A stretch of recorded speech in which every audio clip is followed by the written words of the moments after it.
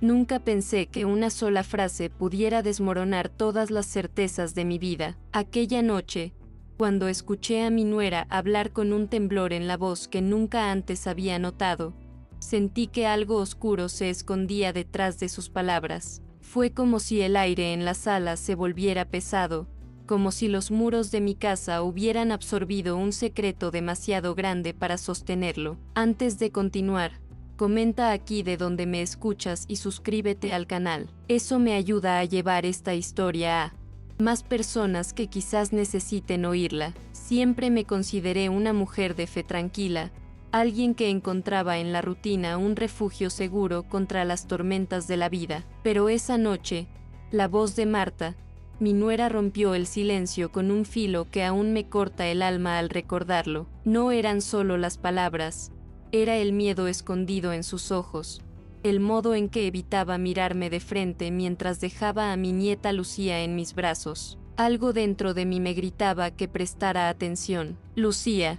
se aferró a mi cuello con una fuerza inusual, como si supiera que el calor de mi cuerpo era su única defensa en ese instante. Sus manitas frías y su respiración entrecortada me atravesaron el corazón. Yo intenté sonreírle, disimular mi inquietud, pero mi mente no podía dejar de darle vueltas a la confesión de Marta. ¿Qué clase de peligro podía esconderse detrás de una frase tan ambigua, tan cargada de desesperación? Me quedé allí, inmóvil, con la niña en brazos y la sensación de que todo lo que conocía estaba a punto de derrumbarse. Afuera, la calle seguía con su calma habitual, el murmullo de algún vecino cerrando ventanas, el ladrido distante de un perro, el farol iluminando el patio con su luz amarillenta. Pero dentro de mí, un torbellino había comenzado, uno que me obligaría a tomar decisiones que jamás pensé que tendría que enfrentar. Mi vida, hasta ese momento, era de una calma casi monótona, aunque para mí esa monotonía significaba paz. Valladolid siempre había sido mi refugio.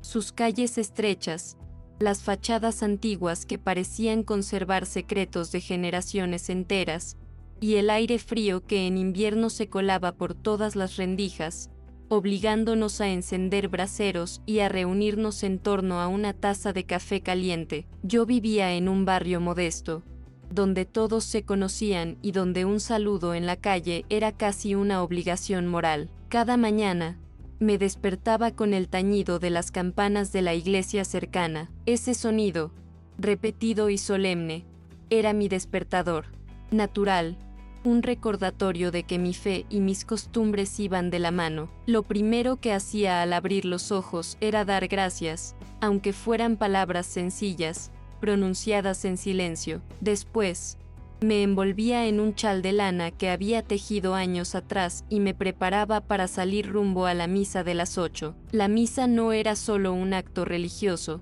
era también un encuentro social. Allí estaban las vecinas de toda la vida, las mismas con las que compartía comentarios sobre el clima, los precios del mercado o los rumores que corrían de casa en casa. Había una complicidad silenciosa entre nosotras, una red invisible de mujeres mayores que encontraban en esos ratos un alivio a la soledad. Yo solía sentarme siempre en el mismo banco, cerca de una imagen de la Virgen que parecía mirarme con ternura. Después de la misa, mi rutina me llevaba inevitablemente al mercado local. Me gustaba caminar por las calles empedradas, escuchar el sonido de los carros arrastrándose, el pregón de los vendedores y el aroma de pan recién horneado que se escapaba de la panadería de la esquina. Aquel mercado era un mundo en sí mismo, los colores de las frutas, el brillo del pescado fresco, las voces mezcladas en un coro caótico pero familiar.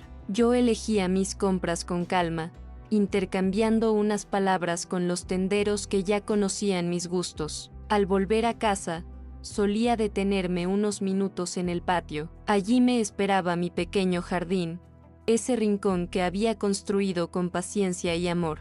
No era un gran jardín, apenas unas macetas con geranios, albahaca y unas rosas que florecían cada primavera, pero para mí significaba mucho más que plantas. Era un espacio de vida, un lugar donde sentía que mi difunto marido seguía acompañándome de algún modo, pues él había sido quien me animó a cultivarlo. Las tardes eran mi tiempo de silencio. Me gustaba sentarme junto a la ventana con un ovillo de lana y una aguja en la mano, o abrir una novela y dejarme llevar por las historias que me alejaban de la rutina, el sonido de la televisión de los vecinos, las risas de los niños jugando en la calle y el ocasional repiqueteo de la lluvia sobre los cristales componían la banda sonora de mis días. En esos momentos, yo sentía que la vida podía ser sencilla y aún así plena. Lucía, mi nieta, era la excepción a esa rutina. Cada vez que venía,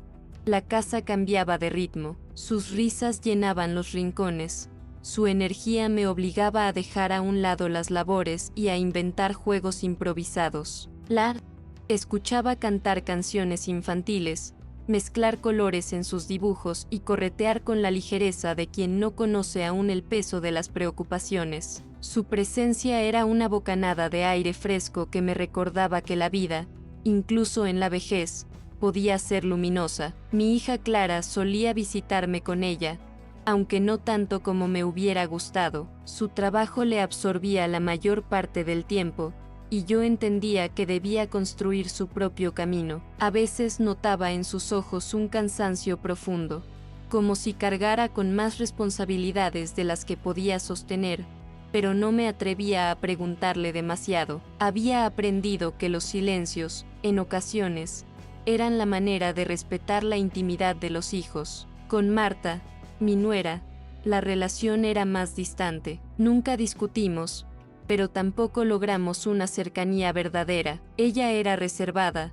poco dada a compartir sus pensamientos, y yo procuraba respetar esa barrera. Me limitaba a ser la abuela que cuidaba de Lucía cuando hacía falta, sin invadir ni preguntar demasiado. Aún así, siempre intenté mostrarme disponible, porque sabía que, en el fondo, la familia se sostiene en los gestos pequeños. El barrio donde vivía tenía un aire de quietud que a veces rozaba lo sofocante. Todo el mundo sabía lo que ocurría en casa ajena, aunque no siempre se dijera en voz alta. Había miradas que pesaban, comentarios que se deslizaban como cuchillos disfrazados de consejos. Yo solía apartarme de esas dinámicas, pero no podía evitar percibir que cada uno de mis movimientos, cada visita recibida, era observado con atención. Era un lugar seguro, sí, pero también cargado de juicios. Había días en que me gustaba caminar sin rumbo por las calles, detenerme a mirar las vitrinas cerradas de negocios antiguos, o sentarme en un banco de la plaza para ver pasar a la gente. Me fascinaba observar los rostros, imaginar las historias detrás de cada uno, el sonido de las campanas, el bullicio del mercado, el olor de la leña quemándose en las chimeneas. Todo formaba parte de un cuadro que me resultaba entrañable. El tiempo, para mí, pasaba lento. Cada estación dejaba su huella, el invierno con su crudeza, la primavera con sus aromas, el verano con las voces de los niños prolongando el juego hasta entrada la noche, y el otoño con su melancolía en forma de hojas secas arrastradas por el viento. Yo había aprendido a vivir en esa cadencia, a encontrar belleza en lo repetitivo. No necesitaba grandes aventuras, solo la certeza de que cada día terminaba en paz. Mis vecinos eran parte inseparable de esa vida. Doña Pilar, por ejemplo, era una mujer de carácter fuerte que siempre estaba asomada a la ventana, pendiente de todo. Don Manuel, el panadero jubilado, caminaba cada mañana con paso lento, saludando a todos como si fuera un ritual sagrado. Cada uno tenía su lugar en ese pequeño teatro cotidiano donde yo también desempeñaba mi papel de viuda tranquila y abuela dedicada. Mi casa, aunque modesta, estaba llena de recuerdos. Fotografías enmarcadas de mi boda, de mi hija en su primera comunión, de momentos congelados en el tiempo que yo repasaba con ternura y, a veces, con lágrimas discretas. El reloj de pared, que marcaba las horas con un sonido grave, me acompañaba en los silencios. Aquel espacio era más que ladrillos y muebles, era la extensión de mi propia memoria. La costura ocupaba buena parte de mis tardes. Me gustaba sentir la textura de las telas entre mis dedos, escuchar el chasquido de las tijeras y el murmullo constante de la aguja atravesando el tejido. Cada puntada era, en cierto modo, un acto de paciencia, una manera de ordenar pensamientos dispersos. A veces cosía prendas para Lucía, pequeños vestidos coloridos que ella recibía con sonrisas y abrazos que me derretían el alma. En las noches, la soledad se hacía más evidente. Yo solía encender una lámpara de luz cálida y dejar que el silencio se posara sobre la casa. Leía unas páginas de un libro, o simplemente me quedaba mirando por la ventana las luces lejanas, preguntándome en qué estarían pensando las familias que habitaban aquellas casas. Era una rutina sin sobresaltos, pero me daba cierta seguridad. Sabía qué esperar de cada día. En ese equilibrio, mi fe jugaba un papel esencial. La oración era mi compañía constante. No se trataba de rezos largos ni sofisticados, sino de palabras simples, dichas con el corazón. Yo pedía por la salud de mi hija, por la protección de mi nieta, y también agradecía por lo poco o mucho que tenía. Esa conexión con lo divino me mantenía serena, como si alguien velara por mí desde arriba. Lucía, con su risa, rompía esa serenidad de manera hermosa. Cuando corría por el patio, yo sentía que el eco de su voz rejuvenecía las paredes. Cuando me pedía un cuento antes de dormir,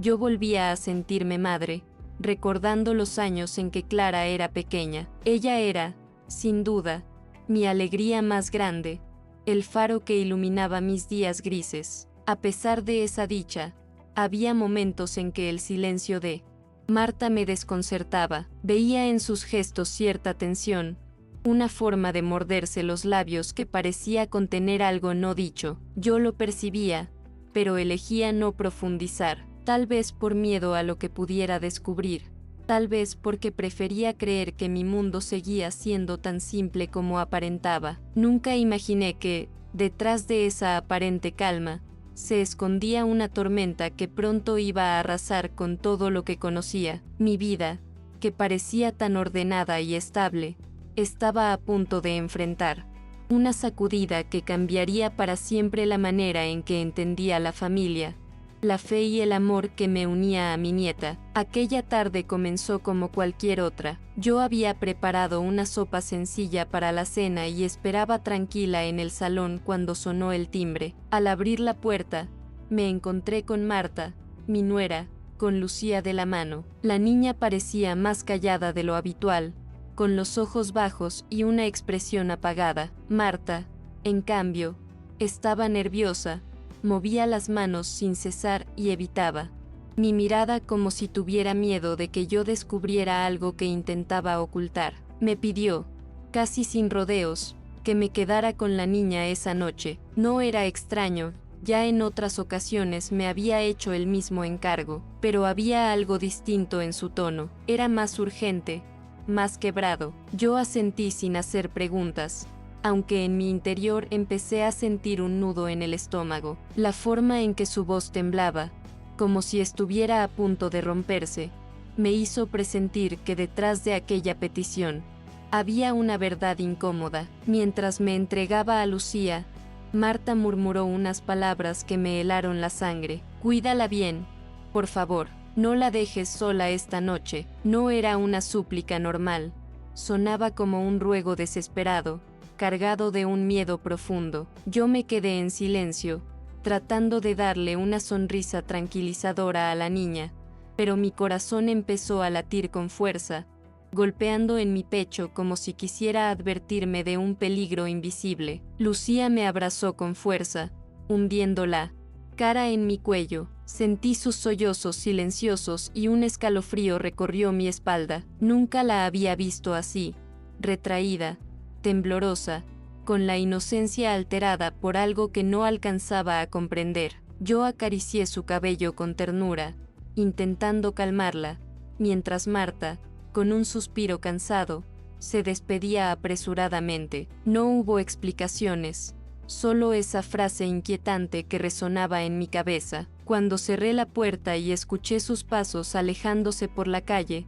me invadió una sensación de vacío. La casa estaba en silencio, pero en mi interior todo era ruido. Una y otra vez repetía en mi mente esas palabras ambiguas, intentando encontrarles sentido. ¿De qué debía proteger a mi nieta? ¿Por qué tanto miedo en su voz? Sentí que algo muy serio estaba sucediendo, algo que escapaba a la normalidad. A lo largo de la noche, empecé a notar señales inquietantes. Lucía evitaba hablar, no quería cenar y se estremecía ante el menor ruido. Cuando intenté que me mirara a los ojos, bajaba la cabeza y murmuraba apenas un nada. Abuela, yo reconocía ese gesto, esa manera de ocultar una verdad demasiado dura para una niña. Era como si cargara con un secreto demasiado pesado para su edad. Mientras la arropaba en la cama, sexta marcas en sus brazos. No eran rasguños de juego ni caídas inocentes, eran señales que hablaban de algo más. Mi corazón se encogió al verlas, pero no quise asustarla con preguntas. Me limité a acariciarla, a rezar en silencio y a prometerle, con un hilo de voz, que yo estaba allí para protegerla. Ella me miró un instante, con los ojos llenos de un miedo que me atravesó como un cuchillo. Esa noche, al quedarme sola en el salón, supe que mi vida había cambiado para siempre. No podía volver a mi rutina de costuras y misas fingiendo que nada ocurría. La confesión velada de Marta, el miedo de Lucía, las marcas en su piel, todo me gritaba que había un peligro cercano, real, que no podía ignorar. Allí comenzó mi tormento, la certeza de que debía actuar aunque el precio fuera alto. Los días siguientes fueron un suplicio. Marta no volvió a decir nada explícito, pero cada vez que venía a dejar a Lucía, su mirada evitaba la mía y sus palabras eran escasas, medidas. Yo trataba de sonsacarle, de encontrar algún resquicio en su silencio, pero era como chocar contra un muro. Lucía, en cambio, seguía mostrando ese comportamiento retraído que me dolía en lo más hondo. Su risa se había vuelto rara, forzada, y sus juegos carecían de la espontaneidad que antes los llenaba de luz. Yo empezaba a sentir la presión de mi propia conciencia. Me decía a mí misma que debía hablar con alguien, quizá con un sacerdote, quizá con la propia Clara, mi hija, pero enseguida surgía el miedo. ¿Y si malinterpretaba lo que veía? ¿Y si ponía a Marta en una situación peor? La duda me corroía, y las noches se volvieron largas, interminables, llenas de insomnio y de oraciones murmuradas en voz baja. El barrio, como siempre, seguía atento. Las vecinas no tardaron en notar que algo no andaba bien. Lucía ya no sonríe como antes, escuché decir a una en la esquina. Otras hacían comentarios en voz baja cuando me cruzaban por la calle, con esa mezcla de curiosidad y juicio disfrazado de preocupación. Yo me sentía observada, como si mis pasos cargaran con un secreto que todos intuían, aunque ninguno se atreviera a nombrar. Recuerdo un domingo, después de misa, cuando doña Pilar me tomó del brazo y, con una voz que pretendía ser amable, me preguntó si todo iba bien en mi familia. Sus ojos,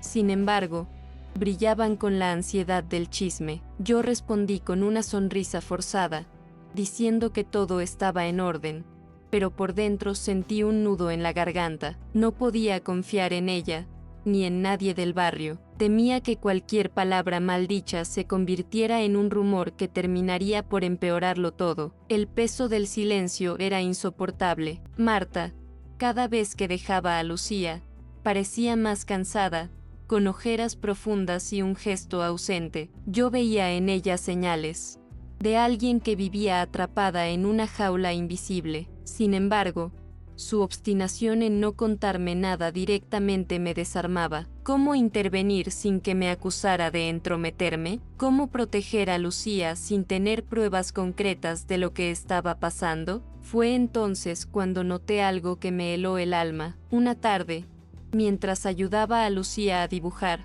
observé que en su hoja no aparecían casas soleadas ni flores, como solía hacer. En cambio, trazaba figuras oscuras, personas sin rostro y sombras grandes que parecían aplastarlo todo. Cuando le pregunté qué era, bajó la mirada y susurró apenas: nada, abuela. Ese nada era un grito ahogado, un testimonio silencioso de lo que llevaba dentro. A partir de ese día, empecé a fijarme en los detalles más pequeños. El modo en que Lucía se sobresaltaba ante un ruido fuerte, cómo se escondía detrás de mí si alguien golpeaba la puerta, la forma en que se aferraba a mi mano cuando salíamos a la calle. Cada uno de esos gestos era un trozo de un rompecabezas terrible que no lograba completar, pero cuya imagen final intuía con temor. El dilema moral me desangraba. ¿Debía llamar a la policía sin pruebas claras? ¿Denunciar a alguien sin siquiera saber a quién exactamente? Mi fe me pedía paciencia,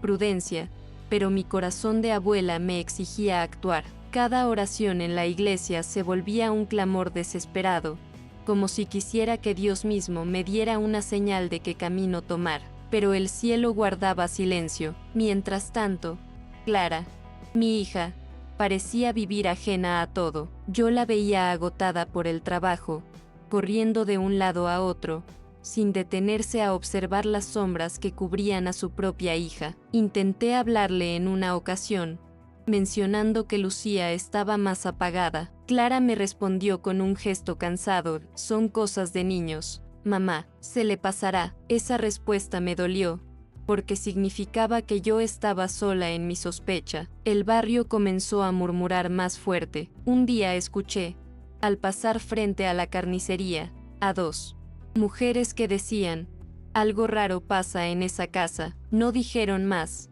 pero sentí que el suelo me faltaba. Mi miedo no era solo por Lucía, sino también por la vergüenza social que podía caer sobre nosotras. En un lugar donde todos observan, cualquier error se paga con la reputación, y yo no quería que mi nieta cargara con ese estigma. Las marcas en los brazos de Lucía no desaparecieron, al contrario, parecían multiplicarse. Yo buscaba excusas para convencerme, tal vez caídas, juegos bruscos, pero en mi interior sabía que no era así. Cada vez que veía su piel marcada, mi pecho se oprimía y la rabia se mezclaba con la impotencia. ¿Quién podía hacerle daño a una niña tan pequeña, tan frágil? Una noche, mientras la arropaba, Lucía murmuró medio dormida: tengo miedo, abuela. Esas palabras me atravesaron como un puñal. La abracé fuerte, prometiéndole que nada malo le pasaría mientras estuviera conmigo, pero, al mismo tiempo, sentí que le estaba mintiendo. Yo no podía garantizar su seguridad, mientras no tuviera el valor de enfrentar lo que estaba sucediendo fuera de mi casa. La situación comenzó a deteriorar también mi salud. Las noches en vela me dejaron con ojeras profundas y un cansancio que me impedía concentrarme en las tareas más simples. Dejé de coser, dejé de leer. Mi jardín, que siempre había sido mi refugio, empezó a marchitarse por el descuido. Todo en mí giraba alrededor de Lucía y del secreto que me carcomía por dentro. Hubo un día especialmente duro, cuando Marta vino a recoger a Lucía. La niña se escondió detrás de mí, negándose a irse. Sus lágrimas eran un clamor de auxilio, aunque no decía nada. Marta la tomó de la mano con brusquedad, y en su mirada noté una mezcla de tristeza y desesperación. Yo quise detenerla,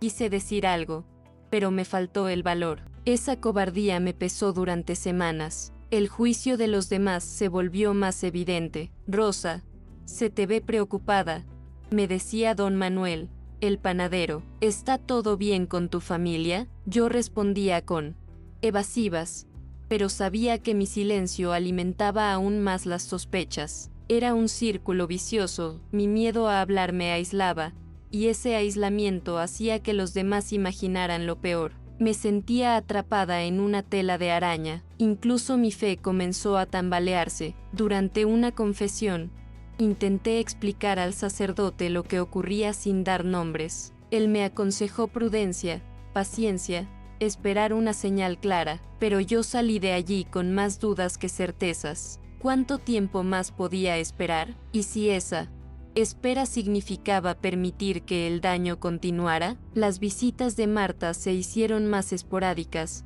pero cada una era más perturbadora que la anterior. Siempre dejaba a Lucía con una prisa extraña, como si quisiera deshacerse del peso que cargaba. Yo intentaba sostener su mirada, pero ella desviaba los ojos. A veces me daba la impresión de que quería hablar, de que estaba a punto de confesarlo todo, pero algo la detenía. Ese silencio era más cruel que cualquier palabra. Con el tiempo, los rumores en el barrio se convirtieron en cuchicheos cada vez más directos. Escuché a una vecina decir, esa niña necesita ayuda. Yo quería gritar que lo sabía, que estaba intentando hacer algo, pero la vergüenza y el miedo me amordazaban. Era como si todos vieran la tormenta menos yo, que seguía anclada en mi incapacidad para actuar. Lucía comenzó a enfermar con frecuencia, fiebres repentinas, dolores de estómago, pesadillas. Yo la cuidaba con todo el amor del mundo,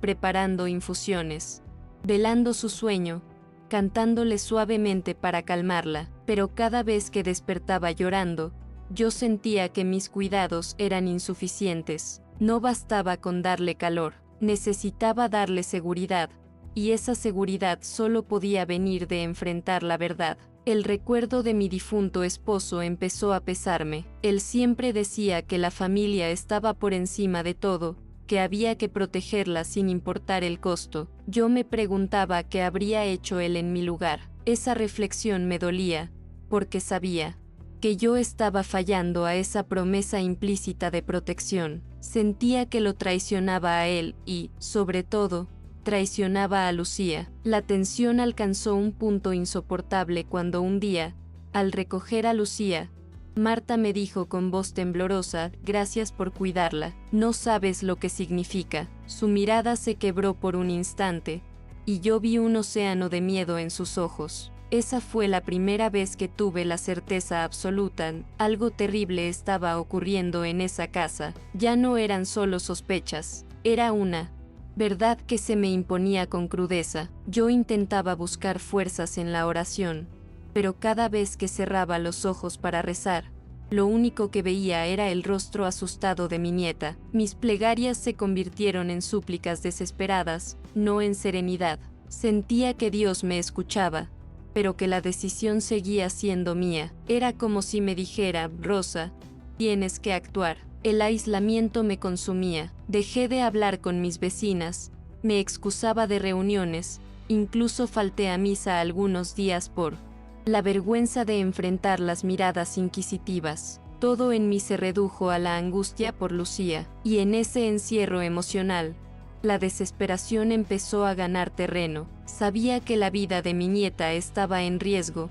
aunque no pudiera ver aún la magnitud del peligro. Mi corazón me pedía gritar, denunciar, llamar a las autoridades, pero el miedo al que dirán, a equivocarme, a destruir la vida de mi hija y de mi nieta, me paralizaba. Era una batalla entre el amor y el miedo, entre la fe y la duda. Y cada día que pasaba, el silencio me resultaba más insoportable. Lucía, con apenas 5 años, era el centro de todo. Su voz, sus gestos, sus silencios eran mi brújula, y cada vez que me abrazaba fuerte, cada vez que me decía abuelita, no me sueltes, yo sentía que estaba a punto de traicionarla con mi inacción. Era un peso insoportable, un dolor que me carcomía desde adentro. Fue en una de esas noches de insomnio cuando comprendí que la verdad no podía seguir oculta. El silencio era un enemigo tan grande como el agresor que sospechaba detrás de todo. Mi nieta necesitaba una voz que hablara por ella, alguien que rompiera el muro del miedo, y empecé a sentir que esa voz tenía que ser la mía, aunque me temblaran las manos, aunque el mundo entero se me viniera encima. Al día siguiente, mientras el sol apenas asomaba por las ventanas, yo seguía con esa opresión en el pecho. Lucía desayunaba en silencio, empujando el pan con la punta de los dedos, sin probar bocado. Su mirada se perdía en un punto lejano, como si quisiera desaparecer. Intenté animarla con una sonrisa y con mi tono más dulce, pero lo único que obtuve fue un leve encogimiento de hombros. Esa indiferencia en una niña tan pequeña me estremeció más que cualquier palabra. Al salir a comprar al mercado, llevé a Lucía conmigo. Quería distraerla, sacarla de ese encierro emocional, pero en la calle noté cómo se aferraba a mi brazo con fuerza, como si buscara refugio en cada paso. Algunos vecinos nos miraban con curiosidad, acostumbrados a vernos siempre tranquilas. Yo sentía esas miradas como agujas, preguntándome en silencio qué ocurría, aunque nadie se atrevía a decir nada. La discreción en nuestro barrio era casi una norma sagrada. De regreso, recordé una conversación pasada con Marta. Una vez, entre susurros, me había dicho que no todo en su casa era lo que parecía. En ese momento no entendí, o tal vez no quise entender. Pero ahora esas palabras resonaban con un eco distinto, se mezclaban con la súplica de la noche anterior y con los ojos asustados de mi nieta. Una verdad dura comenzaba a dibujarse en mi mente, aunque todavía me resistía a nombrarla. Decidí no llamar a Marta ese día. Algo dentro de mí me decía que debía esperar, observar, entender mejor. Sin embargo, esa espera era un tormento. Mi conciencia me acusaba de pasividad, de cobardía. Yo rezaba, pedía claridad, pero las oraciones no calmaban la angustia. Al contrario, cada Ave María parecía una campanada que me recordaba la urgencia del peligro. Esa noche, mientras intentaba dormir, escuché a Lucía murmurar entre sueños. Me acerqué y la oí repetir palabras sueltas: no, basta, no quiero. Me quedé helada. Era el testimonio más inocente y más cruel que podía recibir. Me arrodillé a su lado, acaricié su frente húmeda de sudor y juré en silencio que no permitiría que nada más le hiciera daño. Al día siguiente, decidí buscar a Marta. Fui a su casa, pero nadie respondió a la puerta. Los vecinos me observaron desde lejos, algunos asomados en sus ventanas, otros fingiendo barrer la acera. Yo sentía el peso de esas miradas, mezcla de curiosidad y sospecha. Nadie me preguntó nada, nadie se ofreció a ayudar. Ese silencio colectivo era como un pacto, cada quien cuidaba de lo suyo, aunque eso significara ignorar un grito de socorro. Regresé a casa con una mezcla de rabia e impotencia. En el salón,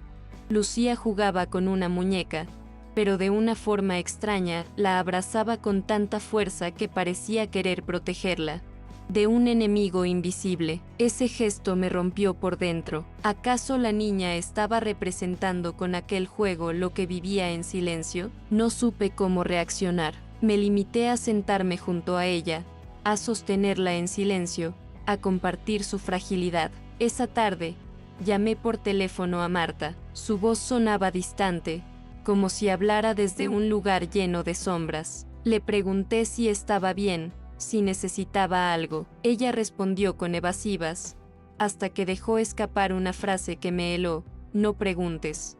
Demasiado, mamá, es más seguro así. Yo me quedé sin palabras, con el auricular temblando en mi mano. Esa frase confirmaba mis peores sospechas. Había un peligro real, y Marta estaba atrapada en él. El dilema me desgarraba. Parte de mí quería respetar su silencio, confiar en que tarde o temprano encontraría una salida, pero otra parte, más fuerte, me gritaba que la niña no podía esperar, que cada día en ese ambiente era un riesgo. Sentía que la fe me pedía paciencia, pero el instinto de madre y abuela me exigía acción inmediata. Era una lucha constante entre la prudencia y la urgencia. Por la noche, Lucía volvió a mostrar señales que me aterraban. Se sobresaltaba con ruidos pequeños. No quería dormir sola y me pedía que dejara la luz encendida. Cuando intenté tranquilizarla, me dijo con voz temblorosa: prométeme que no me vas a dejar volver. Sus palabras fueron como un cuchillo en el alma. Yo la abracé fuerte, conteniendo las lágrimas, y supe que ya no podía seguir dudando. Los días siguientes se volvieron insoportables. Yo hacía mis tareas de costura, iba a misa, saludaba a los vecinos, pero todo era una máscara. Por dentro, Mi mente estaba atrapada en un laberinto de miedo y responsabilidad. Miraba a Lucía y veía un reloj de arena escurriéndose. Sentía que cada grano de arena era un instante de peligro que no podía recuperar. Fue entonces cuando comprendí que, aunque la comunidad prefiriera callar, aunque Marta me hubiera pedido silencio, yo tenía un deber más grande. No se trataba de mi reputación, ni de las habladurías, ni siquiera de la confianza rota con mi nuera. Se trataba de la vida y la inocencia de mi nieta, y ese deber, aunque me dejara sola frente al mundo, era imposible de ignorar. La tensión explotó una noche de lluvia, cuando Marta llegó a mi casa mucho más tarde de lo habitual. Sus ojos estaban rojos, el maquillaje corrido y las manos le temblaban. Apenas cruzó la puerta, buscó a Lucía con la mirada, la abrazó fuerte y me lanzó una frase que me atravesó como un rayo: si algo pasa esta noche, cuida de ella, no dejes que se la lleven. Su voz sonaba quebrada, como si hablara desde el borde de un abismo. Yo me quedé paralizada, sin comprender del todo lo que estaba insinuando. Le pregunté, casi suplicando, qué ocurría, pero ella solo negó con la cabeza y murmuró: no entiendes, mamá, no puedo decir más. Su silencio era más aterrador que cualquier confesión. La casa entera parecía impregnada de un miedo espeso, imposible de disipar. Lucía, que escuchaba desde un rincón, empezó a llorar desconsoladamente. Se aferró a mi falda, temblando, y repitió una y otra vez: no quiero volver, abuela, no quiero. Esas palabras fueron el golpe final, la evidencia más clara de que no había tiempo que perder.